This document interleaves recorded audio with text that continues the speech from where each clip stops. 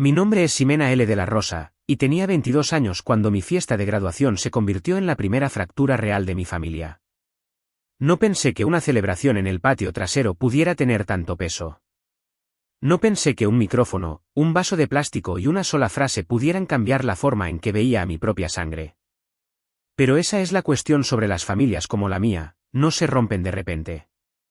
Se agrietan en público y luego te exigen que sonrías mientras las piezas caen. Se suponía que sería un día que recordaría por todas las razones correctas. Había terminado mi carrera y de alguna manera logré construir un negocio pequeño pero rentable mientras estudiaba a tiempo completo. No fue suerte.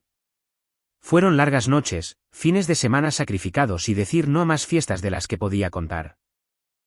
Había aprendido a trabajar arduamente en silencio porque, en mi casa, la atención era una moneda de cambio, y mi hermano mayor, Alejandro, siempre la gastaba como si fuera su derecho de nacimiento. Mi madre se había esforzado al máximo. El patio trasero parecía sacado de una revista, sillas plegables blancas alineadas bajo hileras de luces, mesas cubiertas con manteles azules y el olor a pollo asado y macarrones con queso horneados flotando en el aire. Parientes que no había visto en años aparecieron de la nada. Amigos de la universidad, vecinos e incluso mi antiguo entrenador de baloncesto de la preparatoria pasaron a saludarme. Por primera vez, sentí que toda esa disciplina había significado algo, como si me hubiera ganado el derecho de estar allí y sentirme orgullosa sin vacilar. En algún momento entre la segunda ronda de brindis y el corte del pastel, Alejandro se dirigió hacia el micrófono. Tenía ese caminar despreocupado y seguro que usa cuando está a punto de convertir la habitación en su audiencia. Lo observé de la misma manera que se observa un fósforo cerca de papel seco. No sabes si arderá, pero sabes que puede hacerlo. Me dije a mí misma que tal vez diría algo amable, tal vez una felicitación rápida o una historia sobre nosotros cuando éramos niños que no terminara conmigo como el blanco de la burla. En cambio, levantó su vaso y dijo fuerte y claro, brindemos por la oveja negra de la familia que de alguna manera consiguió un título. Durante medio segundo, fue como si el aire se dividiera en dos, mitad risas, mitad silencio incómodo. La mayoría de la gente se rió porque pensaron que eran bromas entre hermanos. Algunos me miraron con esas pequeñas sonrisas burlonas que dicen que creen que hay algo de verdad detrás del chiste. Mi madre, de pie cerca del asador, sonrió como si estuviera orgullosa de él por ser gracioso y dijo que solo estaba bromeando. Yo también sonreí. Ese era el papel. Sonreír. Aguantar. Mantener la paz. Pero por dentro, algo frío se movió a través de mí porque sabía lo que estaba haciendo. Alejandro no quería felicitarme, quería reducirme de tamaño frente a todos los que habían venido a celebrarme. Quería que mi logro pareciera un accidente, no algo por lo que me esforcé hasta sangrar. Alejandro tenía 29 años, no tenía título y nunca había permanecido en un trabajo por más de 8 meses. Era el tipo de hombre que hablaba de triunfar en grande mientras pedía pesos prestados para cubrir el alquiler. Durante el último año, yo lo había estado ayudando con su última gran idea, una empresa emergente que juró que iba a despegar. Incluso había aceptado abrir una cuenta de préstamo comercial compartida con él porque pensé que tal vez, por una vez, cumpliría su palabra. Había pasado por alto los plazos incumplidos, el hecho de que nunca parecía dedicar las mismas horas que yo y la forma casual en que trataba los pesos que no eran enteramente suyos. Me dije que era familia. Me dije que ayudarlo no me hacía débil, me hacía leal. Pero humillarme frente a amigos, familiares lejanos y personas que apenas conocía era diferente. Esto no era solo un mal chiste. Era un recordatorio de que, a sus ojos, yo siempre sería la hermana pequeña que tuvo suerte, sin importar cuánto trabajara. No le dije una palabra esa noche. Corté el pastel, estreché más manos, agradecí a todos por venir y fingí que el chiste no me había afectado. Dejé que la fiesta terminara de la manera que mi madre quería que terminara, cálida, brillante y creíble. Y cuando el último automóvil se fue y las luces del patio trasero se apagaron hasta su último resplandor tenue, regresé a mi departamento y me senté en el silencio. Miré todo lo que había construido y me di cuenta de algo que me asustó porque se sentía muy definitivo: si seguía pagando con mis pesos por la vida de Alejandro, él seguiría tratándome como si fuera inferior a él. Él seguiría llamándolo amor y mi madre seguiría llamándolo paz. Así que decidí algo de manera silenciosa y completa. 3 días después, llamé al banco. Congelé nuestra cuenta compartida. Envié un correo electrónico al pequeño equipo de desarrollo que habíamos contratado para su empresa emergente informándoles que mi financiación había terminado y mi participación había concluido. No se lo expliqué a Alejandro. No le advertí. No le di la cortesía de una conversación porque le había dado un año de cortesías y él me había pagado con un micrófono. A la mañana siguiente, a las 8:12 de la mañana, mi teléfono se iluminó con el nombre de Alejandro. No llamó una sola vez. Llamó a las 8:12, 8:14 y 8:17, dejando que sonara cada vez hasta que el buzón de voz respondiera. A las 8:20, el icono de mi buzón de voz brillaba como una luz de advertencia. Escuché el primer mensaje. Su voz era aguda, confundida y ya estaba al límite. Quería saber por qué nuestra cuenta de préstamo conjunta en pesos estaba congelada, por qué el equipo de desarrollo lo había llamado para decirle que todo el trabajo estaba pausado hasta que se reanudara el pago y por qué el sitio web de su empresa emergente estaba fuera de línea. Dijo que yo estaba haciendo todo más difícil de lo necesario. No respondí. Quería que se quedara en esa incertidumbre, que realmente sintiera las consecuencias sin que yo interviniera para suavizarlas. Quería que sintiera lo que era construir una vida sin usar la mía como andamio. A las 9:30, mi madre llamó, lo que me indicó que Alejandro ya había corrido hacia ella. No perdió el tiempo. Dijo que Alejandro estaba disgustado y que yo debería al menos hablar con él y solucionarlo. Afirmó que él contaba con esto para su futuro y que retirarme ahora destruiría meses de trabajo. Le dije la verdad, no iba a financiar a alguien que pensaba que humillarme frente a la familia y los amigos era una buena comedia. Ella intentó las frases de siempre, estaba bromeando. No te lo tomes tan en serio. Ya sabes cómo es tu hermano. Y cuando no cedí, su voz cambió a algo más frío. Me dijo que estaba castigando a toda la familia, que mi decisión no solo lo estaba lastimando a él. Esa frase se quedó conmigo porque me mostró lo que ella realmente creía. No dijo que Alejandro se había equivocado. No dijo que él me debía una disculpa. Todo lo que le importaba era que yo no estaba desempeñando el papel que me correspondía, la hermana menor que sostiene al hermano mayor, sin importar lo poco que se lo merezca. Al mediodía, decidí dar el siguiente paso. Alejandro y su esposa vivían en un departamento de 2 habitaciones en las afueras de la Ciudad de México. Técnicamente, estaba a su nombre, pero los pagos de la hipoteca habían estado saliendo de mi cuenta bancaria en pesos durante los últimos 14 meses. Comenzó como un acuerdo a corto plazo cuando estaban poniendo en marcha la empresa emergente, pero dado como iban las cosas, no tenía sentido mantener vivo ese acuerdo. Conduje hasta allá sin avisarle que iría. Cuando abrió la puerta, parecía que no había dormido. Su cabello era un desastre, su camisa estaba arrugada y el aire adentro olía a café pasado. Su esposa estaba sentada en el sofá con su computadora portátil abierta y papeles esparcidos como si estuviera tratando de controlar los daños. La escena no era nueva. Alejandro vivía en el caos y lo llamaba impulso, y todos a su alrededor aprendían a limpiar el desastre. No me senté. Le dije directamente, a partir del próximo mes, la hipoteca corre por tu cuenta. No más pagos en pesos de mi parte. Se acabó. Durante un segundo, no dijo nada. Me miró como si hubiera cambiado a otro idioma. Luego llegaron las excusas, como siempre. Era un chiste. Estaba exagerando. Debería haber sabido que no quería decir nada malo. Dijo que estaba siendo mezquina, tirando a la basura años de hermandad por unas pocas palabras. Le dije que ya no éramos socios, ni en los negocios ni en nada financiero. Podía dirigir su empresa emergente como quisiera, pero lo haría con sus propios recursos. Podía recortar gastos, conseguir un trabajo o cerrarla por completo. Ya no era mi problema. Intentó un último ángulo, diciendo que lo estaba abandonando y que no estaba pensando en la familia. No respondí a eso. Me di la vuelta y me fui. Caminando hacia mi automóvil, no sentí culpa ni dudas. Sentí algo más cercano al alivio. Era la primera vez en años que no cargaba con su peso sobre mi espalda. Y durante unos días, el silencio se sintió como paz. Entonces mis padres llamaron con una invitación para una gran cena familiar. Dijeron que era importante, que todos debían estar allí. Mi madre hizo que sonara casual, Como una de esas comidas donde todos se amontonan en el comedor y la mitad de las conversaciones ocurren una sobre otra. Pero la forma en que insistió en que yo debía estar allí absolutamente me dijo que no se trataba solo de la cena. Esto era una emboscada. Debatí no ir. Ya conocía el guión. Le restarían importancia a lo que hizo Alejandro. Me llamarían excesivamente sensible.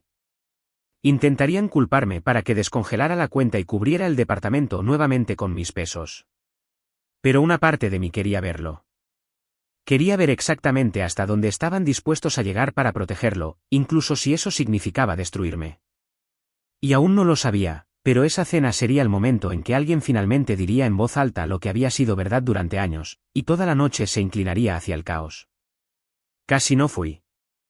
Me quedé en mi departamento con las llaves en la mano, mirando la puerta como si fuera un punto de decisión que no podía deshacer.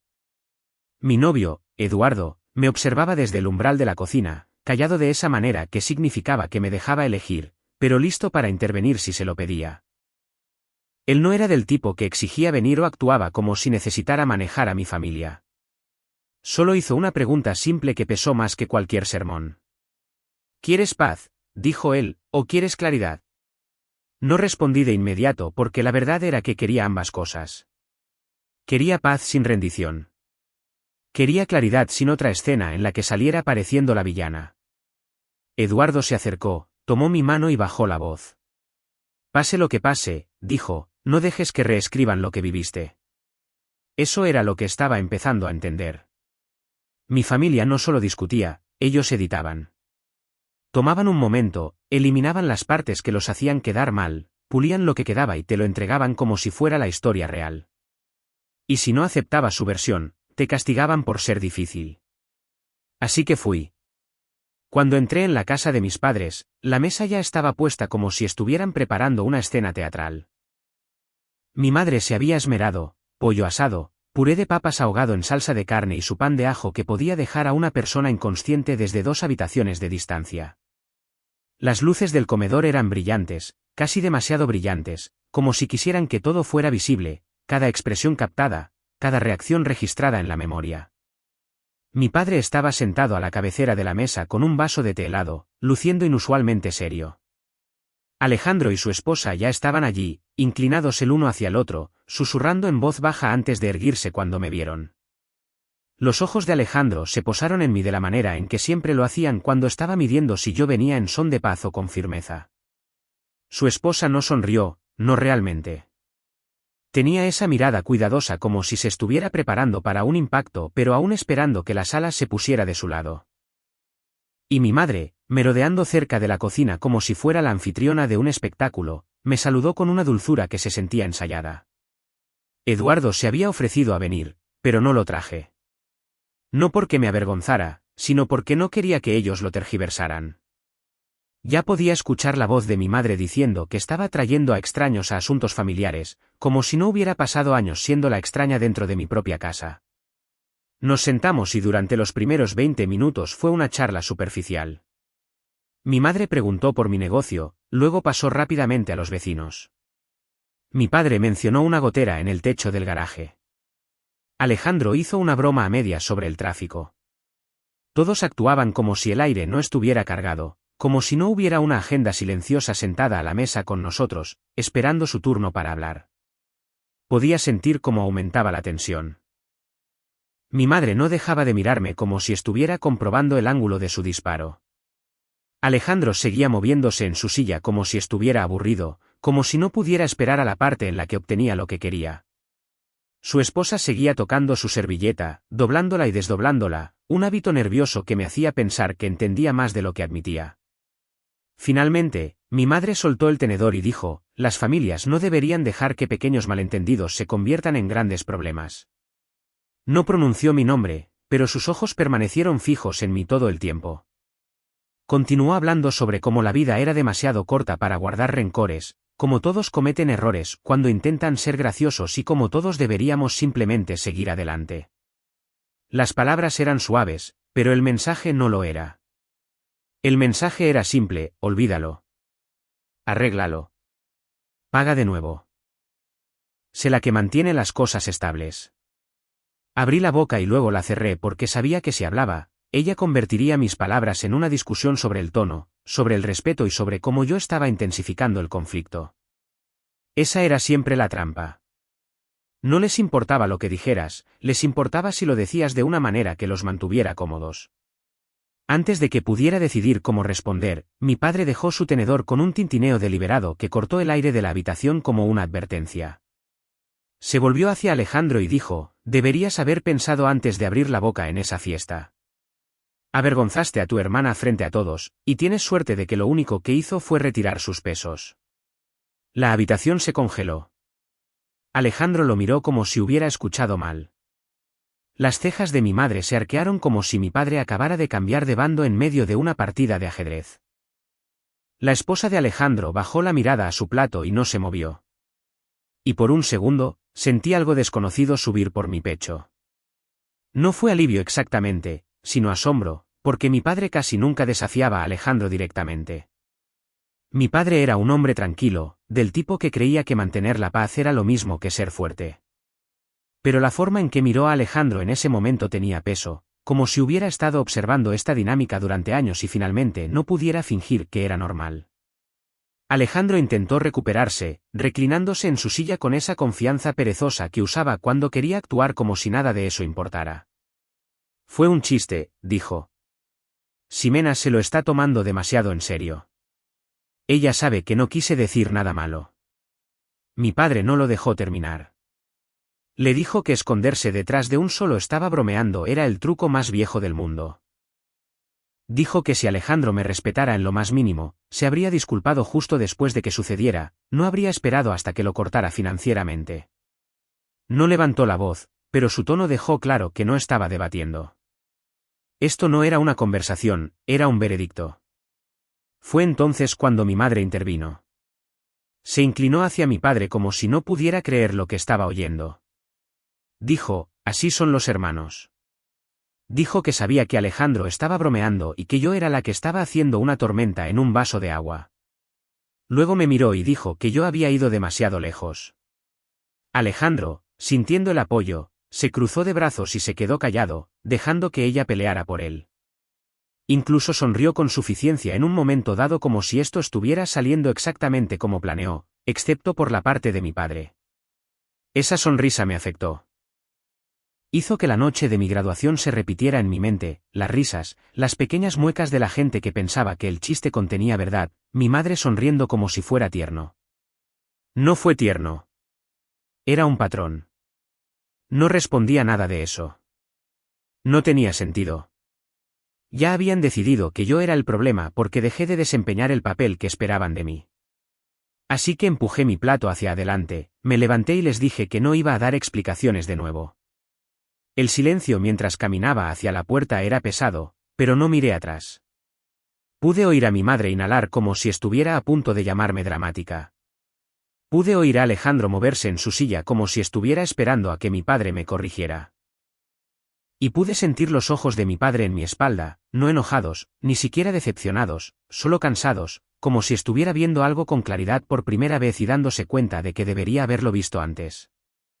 Cuando salí, el aire frío golpeó mi rostro y mis manos temblaron ligeramente mientras abría mi automóvil. Me quedé allí sentada por un momento, sin conducir, solo respirando, porque mi corazón latía con fuerza de la manera en que lo hace cuando te has estado conteniendo con demasiada fuerza durante demasiado tiempo.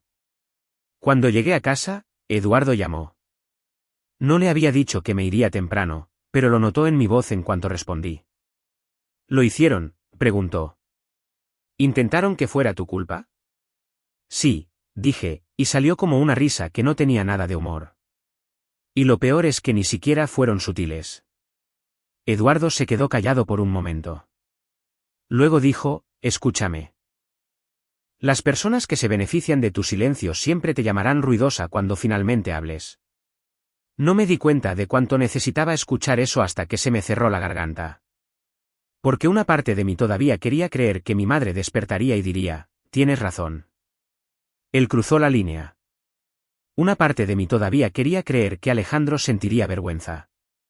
Pero la cena demostró algo más oscuro. Alejandro no necesitaba mis pesos tanto como necesitaba control, y mi madre no quería justicia tanto como quería que la familia pareciera intacta.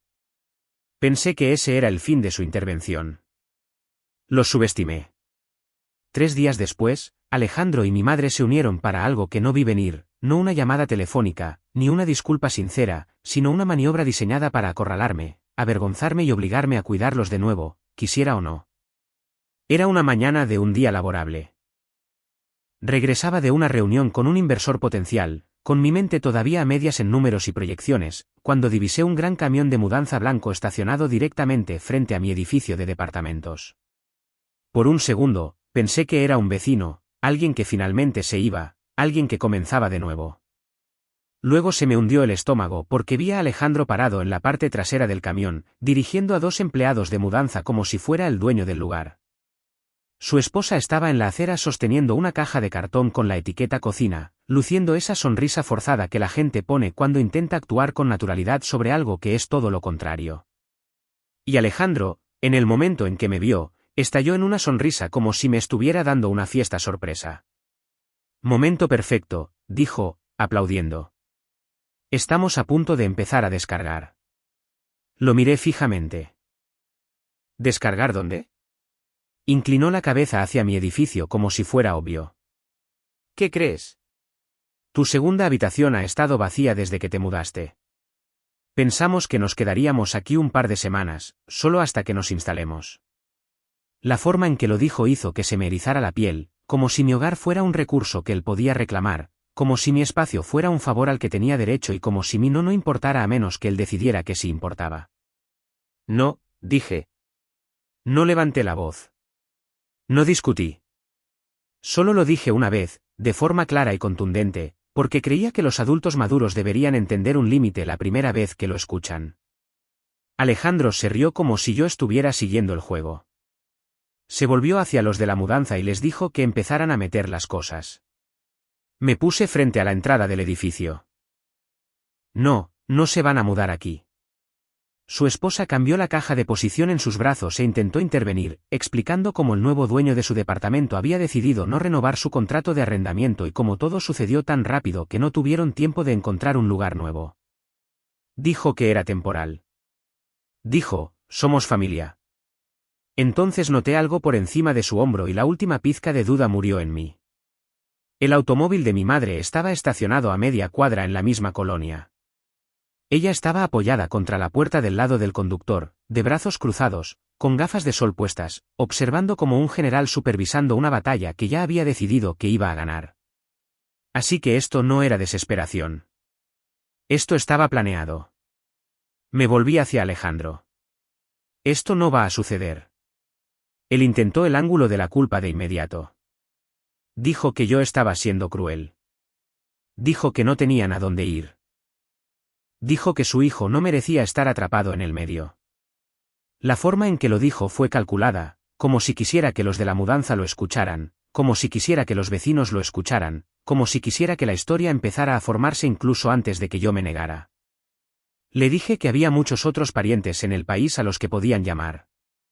Y si no lo sabía, tal vez eso decía algo sobre cómo trataban a la gente. Fue entonces cuando mi madre se acercó, lenta y deliberadamente. No gritó, pero su voz fue lo suficientemente afilada como para cortar. Me dijo que le estaba dando la espalda a mi propia sangre y que si los dejaba irse hoy, lo lamentaría más de lo que podía imaginar. La miré y sentí que algo se asentaba dentro de mí, algo que ya no era enojo, sino certeza. El único arrepentimiento que he tenido, dije, es haber dejado que las cosas llegaran tan lejos en primer lugar. Luego me volví hacia los hombres de la mudanza. Si descargan cualquier cosa en este edificio, se volverá a poner directamente en el camión a expensas de él. Los hombres de la mudanza se miraron entre sí. Uno de ellos le preguntó a Alejandro en voz baja si debían regresar a la unidad de almacenamiento. Alejandro maldijo entre dientes. Su esposa miró hacia abajo, a sus zapatos. Después de una larga pausa, Alejandro les hizo una señal para que se fueran, furioso, derrotado y avergonzado. Empacaron todo de nuevo en el camión. Mi madre no dijo otra palabra mientras caminaba de regreso a su automóvil, pero la mirada que me dio prometía que esto no había terminado. Y Alejandro, justo antes de subir a la cabina, me miró como si quisiera memorizar mi rostro como el de una enemiga. Esa noche, exactamente a las 11:04 de la noche, recibí un mensaje de texto de Alejandro: «Vas a lamentar esto más de lo que crees». No respondí. 2 días después, descubrí a qué se refería. Y no se trataba de pesos. Era personal. Muy personal. 2 mañanas después, me desperté con mi teléfono vibrando tan fuerte que repiqueteaba contra mi mesa de noche. Al principio, pensé que era el trabajo, un problema con un proveedor, un cliente en pánico, algo normal, algo manejable. Pero cuando abrí los ojos y pude ver el aluvión de notificaciones, se me apreó el estómago de una manera que no había sentido antes. No eran correos electrónicos. No era trabajo.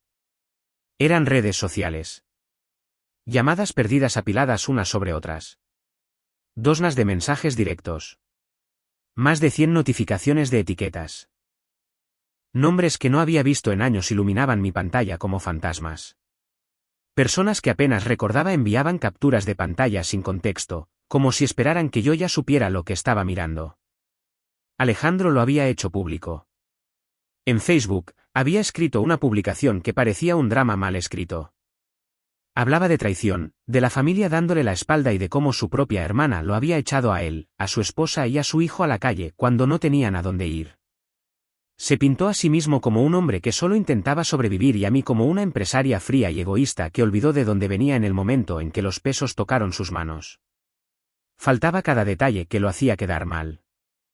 No mencionó la empresa emergente que yo había financiado. No mencionó el año y pico que pagué su hipoteca. No mencionó la cuenta de préstamo compartida ni al equipo de desarrollo. No mencionó la maniobra del camión de mudanza ni a mi madre observando desde la acera como si esto fuera una actuación planeada. Y, por supuesto, no mencionó la fiesta de graduación, el micrófono, las risas y la forma en que me despreció frente a todos los que me importaban. Para cuando terminé de leer, la publicación ya había sido compartida casi 60 veces. Algunos comentarios eran cautelosos, personas que se daban cuenta de que algo no cuadraba, pero la mayoría no lo eran. Familiares, amigos, antiguos vecinos y parientes lejanos que apenas recordaba intervinieron como jueces morales. La familia es para siempre. La sangre debe ir antes que los negocios. Y los que más me dolieron no fueron de extraños, fueron de personas con las que fui a la escuela, personas que no sabían nada de mi vida actual pero que de todos modos amaban la historia. Supongo que los pesos cambian a la gente. Vaya, no pensé que fueras así. Dejé mi teléfono y me quedé allí sentada en silencio, sintiendo que algo cambiaba dentro de mí. No era tristeza, ni siquiera enojo. Era claridad, porque Alejandro no solo estaba mintiendo, estaba controlando la historia de la misma manera que siempre lo había hecho. Y si me quedaba callada, la mentira se convertiría en la verdad. Al mediodía, mi madre había dejado 3 mensajes de voz, cada uno más enojado que el anterior. No preguntó si algo de eso era cierto. No preguntó qué sucedió realmente. No le importaba. Todo lo que le importaba era cómo hacía quedar a la familia y cómo yo necesitaba arreglarlo. Fue entonces cuando supe que ya no iba a jugar a la defensiva. Al día siguiente, le envié un mensaje de texto a Alejandro: «Reúnete conmigo en el departamento, al mediodía». Sin emoticonos, sin explicaciones, solo la hora y el lugar. Respondió 5 minutos después con un pulgar hacia arriba, como si pensara que finalmente me estaba rindiendo, como si pensara que iba a disculparme. Cuando llegué allá, entré por mi cuenta. Tenía mi propia llave, otro detalle que a la gente le encanta ignorar. Ya estaba sentada a la mesa de la cocina cuando él entró, con esa expresión de suficiencia que siempre usaba cuando pensaba que tenía la ventaja. Tenía una pila ordenada de papeles extendida frente a mí, y extractos bancarios, documentos de préstamos, registros de transferencias, cada pago en pesos que había hecho para su hipoteca, cada depósito en la empresa emergente, cada gasto que había cubierto, alineados de forma clara e innegable. Miró los papeles y luego a mí. «¿Qué es esto?», dijo, como si ya lo supiera pero quisiera oírme decirlo. «Te estoy dando a elegir», dije con calma. No grité. No di sermones. Deslicé la pila por la mesa hacia él. Quitas esa publicación hoy mismo y publicas una rectificación, o envío copias de esto a cada una de las personas que la compartieron. Familia, amigos, inversores, a todos. Al principio se rió, un sonido corto y despectivo. En realidad no harías eso. Tomé mi teléfono y le mostré el borrador del mensaje que ya había escrito, con capturas de pantalla adjuntas y nombres etiquetados. Su expresión cambió tan rápido que casi se sintió físico. La sonrisa de suficiencia desapareció. Sus hombros se tensaron. Por primera vez desde la fiesta, parecía nervioso. Estás mintiendo, dijo. Pero su voz no coincidía con sus palabras. No miento, dije. Y lo sabes. Se quedó mirando los papeles durante un largo momento. Pude ver los cálculos ocurriendo en su cabeza, hasta dónde podía llegar la mentira y qué tan rápido se derrumbaría si la verdad la seguía. No se disculpó. No admitió que se había equivocado. Solo se levantó, agarró su teléfono y caminó hacia la otra habitación. Esa noche, la publicación desapareció. Sin disculpas, sin seguimiento, sin explicaciones, simplemente desapareció, como si nunca hubiera existido. Como si pudiera borrar el daño fingiendo que nunca sucedió. Y en ese momento, entendí algo importante: Alejandro no era capaz de asumir responsabilidades, solo de retirarse. Pensé que tal vez ese sería el final. Que tal vez finalmente retrocedería ahora que sabía que yo no tenía miedo de exponer la verdad. Me equivoqué, porque la semana siguiente hice un movimiento que nunca vio venir. Ese viernes por la mañana, me senté en la oficina del centro de un abogado en quien confiaba y firmé el papeleo final para invertir en la empresa emergente de mi amigo Christian. Christian era alguien a quien conocía desde mi segundo año de universidad. No era ostentoso. No prometía la luna. No se hacía la víctima cuando las cosas se ponían difíciles. Durante 2 años, había estado construyendo su plataforma con sus propios ahorros, trabajando de noche en un almacén solo para seguir financiándola. Meses antes, me había preguntado si consideraría entrar como socia. En aquel entonces, le dije que no podía, mis pesos estaban comprometidos con el proyecto de Alejandro. Ahora, mis recursos estaban libres y quería invertirlos en algo real. Cuando se secó la tinta, sentí una calma que no había sentido en meses. Esa tarde, llamé a mi padre y le pregunté si quería reunirse a tomar un café. Nos sentamos junto a la ventana de una pequeña cafetería, con la luz del sol cruzando la mesa. Deslicé el acuerdo firmado hacia él. Lo leyó con cuidado y luego asintió. Bien, dijo. Al menos se destina a alguien que se lo ha ganado. Al anochecer, la noticia había llegado a oídos de mi madre. No tuve que adivinar cómo, Alejandro debe haberla llamado en el segundo en que se enteró. Dejó 2 mensajes de voz seguidos, ambos diciendo casi lo mismo: que estaba humillando a mi hermano, que estaba eligiendo a un extraño por encima de la familia y que estaba siendo rencorosa y cruel. 1 hora después, Alejandro me envió un mensaje de texto: vaya, supongo que realmente terminaste con nosotros. No respondí. 2 días después, conduje de regreso al departamento para una última conversación. Quería que fuera cara a cara para que no hubiera lugar a que él tergiversara mis palabras más tarde. Cuando entré, Alejandro estaba en el sofá revisando su teléfono. Su esposa estaba sentada a la mesa del comedor pagando cuentas. Ninguno de los dos pareció sorprendido de verme. Me quedé allí parada hasta que Alejandro finalmente levantó la vista. Voy a hacer esto simple, dije. A partir de este momento, tu vida está en tus manos. No más préstamos, no más facturas cubiertas, no más cuentas compartidas. Pase lo que pase a partir de aquí, tú te encargas. He terminado. Por un momento, me miró como si estuviera esperando el remate de un chiste, como si pensara que yo iba a parpadear. Su esposa nos miró a ambos pero no dijo una palabra. Entonces, Alejandro se rió, no porque fuera gracioso, sino porque no sabía qué más hacer. Te arrepentirás de esto, dijo en voz baja. No respondí. Salí por el pasillo y no miré atrás. Esa noche, sentada en mi departamento, me di cuenta de algo que debería haber sido obvio hace años: la sangre no es suficiente. Puedes tener parentesco con alguien sin ser realmente familia. Y una vez que ves eso con claridad, no hay vuelta atrás. Las semanas posteriores a mi salida del departamento de Alejandro se sintieron extrañas, como si mi vida de repente se hubiera vuelto silenciosa de una manera a la que no estaba acostumbrada. No hubo llamadas a altas horas de la noche pidiendo ayuda. No hubo mensajes casuales que derivaran en peticiones. No hubo mensajes de mi madre recordándome lo mucho que Alejandro estaba luchando y cuánto más fáciles serían las cosas si yo simplemente interviniera de nuevo. Por primera vez en años, mi teléfono permaneció en silencio por las razones correctas. Eduardo lo notó antes de que yo me diera cuenta por completo.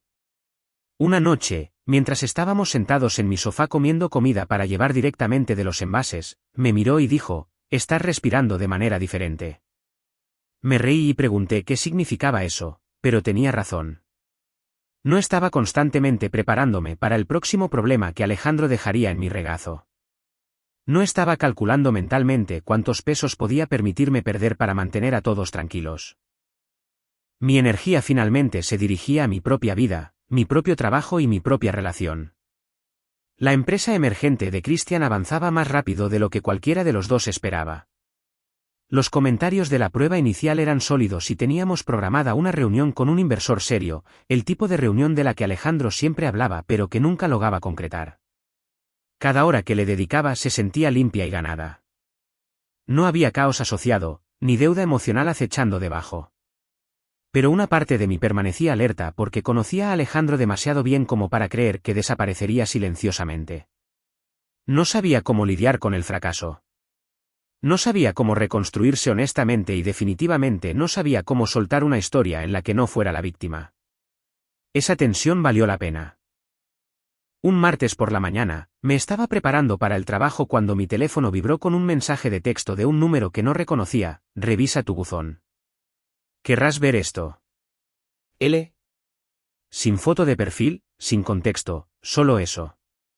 Me quedé allí un momento, con el teléfono en la mano, sopesando si se trataba de otra trampa o algo peor. Entonces ganó la curiosidad. Bajé las escaleras y abrí el buzón de metal en el vestíbulo. Encajado en el interior había un sobre grueso y sin marcas. En el momento en que sentí su peso, se me hundió el estómago. Lo subí y lo abrí en la mesa de mi cocina. Adentro había capturas de pantalla impresas e hilos de correo electrónico, pruebas claras, inconfundibles y con fecha y hora. Cuanto más leía, más lento pasaba las páginas. Alejandro había estado enviando correos electrónicos a 2 de mis antiguos contactos comerciales, personas a las que yo le había presentado cuando todavía creía en su proyecto. En sus mensajes, proponía un relanzamiento de la empresa emergente en la que una vez trabajamos juntos. Excepto que, en su versión, era enteramente idea suya. Había eliminado mi nombre de cada detalle. Afirmaba que él personalmente diseñó y financió los primeros prototipos, los mismos prototipos que yo pagué, los mismos diseños que yo desarrollé a través de mi red de contactos. Peor aún, había adjuntado esos diseños, mis diseños, archivos que reconocí instantáneamente. Me eché hacia atrás en mi silla, sintiendo que la habitación de repente se volvía demasiado pequeña. Esto no era solo mentir. Esto no era solo orgullo o desesperación. Esto era un robo. Y confirmó algo que yo había estado tratando de no admitir: Alejandro no solo se sentía con derecho a mis pesos, se sentía con derecho a mi trabajo, mis ideas y mi reputación. No sabía quién era él, pero basándome en cómo llegaron estos correos electrónicos a mis manos, tenía la sensación de que era alguien lo suficientemente cercano a Alejandro como para finalmente cansarse de verlo quemar a la gente. Alguien que decidió dejar de protegerlo. No perdí el tiempo. Esa tarde, reenvié todo a mi abogado. Luego hice 2 llamadas telefónicas muy específicas, una a cada inversor que Alejandro había contactado. No despotriqué. No dramaticé. Expuse la historia real del proyecto, quién pagó qué, quién era el dueño de qué y cómo los diseños adjuntos eran mi propiedad intelectual. Para el final de la semana, la propuesta de Alejandro estaba muerta. Los inversores cortaron el contacto por completo. Sin negociaciones, sin segundas oportunidades. No querían tener nada que ver con él. Esperaba que Alejandro me llamara furioso, que dejara mensajes de voz amenazantes o que explotara de la manera en que siempre lo hacía cuando el control se le escapaba de las manos. Pero no lo hizo. En cambio, llamó mi madre. Su voz fue aguda desde el principio. Me acusó de arruinar su futuro, de darle una patada cuando ya estaba en el suelo y de ser vindicativa y cruel. No preguntó si los correos electrónicos eran reales. No quiso pruebas. No quiso saber cómo él había intentado robar mi trabajo. Todo lo que le importaba era que yo le había impedido obtener otro salvavidas. Esto es lo que sucede, le dije, cuando quemas cada puente que tienes y luego intentas robar madera del puente de otra persona para reconstruir el tuyo. Ella me colgó. El lunes siguiente, Cristian y yo cerramos nuestra primera ronda de financiación en pesos mexicanos. Las mismas personas que una vez pensaron que el proyecto de Alejandro tenía potencial estaban ahora respaldando algo construido con trabajo real. Esa noche, me serví una bebida y me senté en mi sofá mirando las luces de la ciudad a través de mi ventana. Alejandro no había cambiado, nunca lo haría. La única diferencia ahora era que ya no tenía acceso a mí, ni pesos, ni mano de obra, ni silencio tras el cual esconderse. Por primera vez, me sentí a salvo de su caos. Y pensé que, finalmente, este capítulo había terminado. Me equivoqué, porque Alejandro no había terminado de intentar castigarme por alejarme. Y el último movimiento que hizo no sería ruidoso, público o dramático. Sería silencioso, calculado y destinado a herirme donde él pensaba que yo estaba más expuesta. El mensaje de ese número desconocido permaneció en mi mente más tiempo de lo que esperaba. No por lo que decía, sino por lo que implicaba. Alguien había estado observando a Alejandro lo suficientemente de cerca como para saber exactamente lo que estaba haciendo, y estaba lo suficientemente cerca como para obtener pruebas. Eso significaba que sus mentiras ya no eran solo imprudentes, eran desesperadas. Durante unos días después de que los inversores lo cortaran, Alejandro guardó silencio. Sin llamadas, sin mensajes de texto, sin mensajes indirectos enviados a través de mi madre. Ese tipo de silencio por parte de él era antinatural. Alejandro nunca procesaba las pérdidas en silencio. O culpaba a alguien a gritos o intentaba manipular su camino de regreso. Yo sabía que no debía creer que él había aceptado nada. Entonces, una tarde, mi madre apareció en mi puerta sin previo aviso. No le había dicho dónde estaría. No la había invitado. Cuando abrí la puerta y la vi allí, con el bolso apretado contra el pecho, ya sabía que esta no era una visita basada en el entendimiento. Estaba basada en la presión. No se sentó. No preguntó cómo estaba. Se lanzó directamente a ello, diciendo que Alejandro estaba en una espiral descendente, que no podía dormir, que estaba avergonzado y que la gente le estaba dando la espalda. Dijo que esta vez yo había ido demasiado lejos, que esto ya no se trataba de negocios, se trataba de destruirlo. Escuché sin interrumpir porque quería ver hasta dónde llegaría sin preguntar ni una sola vez qué me había hecho él a mí. Cuando terminó, dije algo que claramente no esperaba: yo no destruí a Alejandro. Solo dejé de protegerlo de sí mismo. Su rostro se endureció. Dijo que la familia no se hace eso entre sí. Dijo que yo era fría. Dijo que no me crió para abandonar a mi propia sangre. Fue entonces cuando me di cuenta de algo doloroso pero liberador: mi madre no quería la verdad. Quería la versión de la realidad en la que Alejandro siempre era redimible y yo siempre era la responsable. Y nada de lo que dijera iba a cambiar eso. Así que le dije que esta era la última conversación que tendríamos sobre Alejandro. Le dije que no volvería a discutir mis finanzas, mi trabajo ni mis decisiones nunca más. Y que si ella no podía respetar eso, entonces también perdería el acceso a mí. Me miró como si le hubiera dado una bofetada. «¿Serías capaz de cortar el contacto con tu propia madre?», dijo ella. «No estoy cortando el contacto contigo», respondí. «Me estoy alejando». «Hay una diferencia». Se fue sin despedirse. Esa noche, Eduardo me sostuvo mientras lloraba de una manera que no me había permitido hacerlo antes. No porque extrañara a Alejandro, sino porque finalmente acepté que la familia que yo quería no existía de la manera que lo había imaginado. Y llorar esa verdad dolió más que cualquier discusión. Unos días después, mi abogado llamó. Me dijo que Alejandro había intentado registrar una variante del nombre original de la empresa emergente bajo una entidad diferente, tratando de patinar lo suficientemente cerca de mi propiedad intelectual sin cruzar la línea por completo, lo suficientemente cerca como para confundir, Lo suficientemente cerca como para tomar prestada credibilidad y lo suficientemente cerca como para permanecer conectado a mi trabajo. Ese fue el momento en que dejé de reaccionar y comencé a finalizar las cosas. En una semana, mi abogado envió una orden formal de cese y desistimiento. No fue emocional ni agresiva, simplemente fue hermética. Exponía la propiedad, la documentación, los cronogramas y las consecuencias.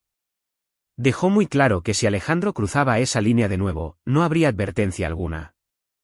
Nunca respondió, ni a mí, ni al abogado, ni públicamente, ni en privado. Pasaron las semanas, luego un mes. La empresa de Christian continuó creciendo, nuevas contrataciones, nuevos hitos y nuevas conversaciones que no involucraban control de daños ni culpa.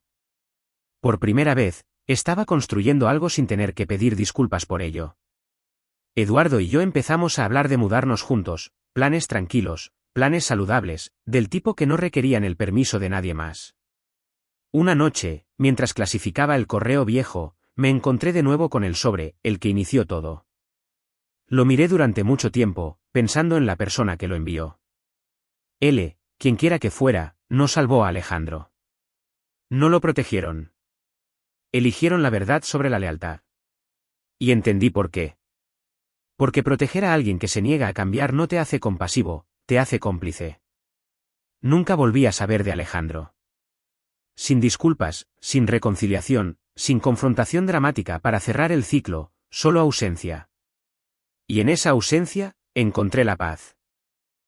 Solía pensar que la familia se trataba de resistencia, de cuánto podías tolerar y seguir llamándolo amor. Estaba equivocada. La familia se trata de respeto. Y cuando el respeto desaparece, la sangre no significa mucho en absoluto. La puerta entre Alejandro y yo no se cerró de un portazo. Se cerró silenciosamente y se bloqueó con seguridad. Y no me quedé del otro lado esperando que él llamara. Por primera vez en mi vida, caminé hacia adelante sin mirar atrás.